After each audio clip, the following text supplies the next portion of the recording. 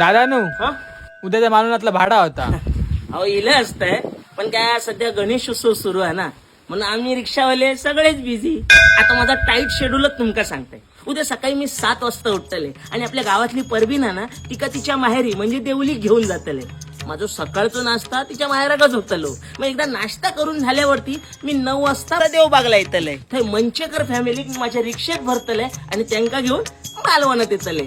थंय 1-2 गणपती करतले. झालो तर डबल नाश्तो त्यांच्याकडेच होतलो.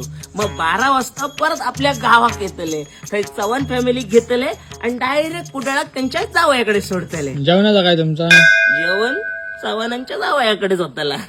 त्यानंतर एकदा जेवण करून झाले मग 3 वाजता कणकवलीत जातले माझ्या मेवणीकडे. संध्याकाळचा नाश्ता तिच्याकडे. एकदा काय नाश्ता झालो मग तिका उचलतले सॉरी तिका गाडीत भरतले आणि तिका घेऊन तिच्या माहेरी म्हणजे माझ्या सासरवाडीत नेऊन सोडतले.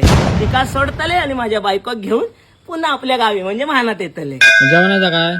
सासरवाडीत जेवण कसं वाटतं बरोबर नाही ना? वाईच तरी खावा प्रसादापुरता. ठीक आहे प्रसादापुरती पानाक लावा काय जेवतले आणि हय परत महानात येतले. त्यानंतर जाऊया 9 वाजता. अहो आमका काय सण बिन नाही आहेत काय?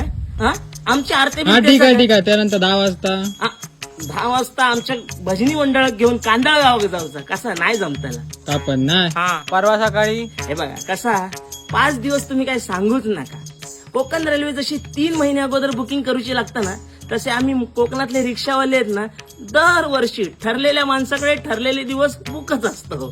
तुम्ही एक काम करा ना काय तर? 6व्या दिवसाची बुकिंग घ्यावा ना. भांगला वरान नाही त्यांचा गणपतीत 5 दिवसाचा. 6 दिवशी जाऊन काय करू? चल येतय.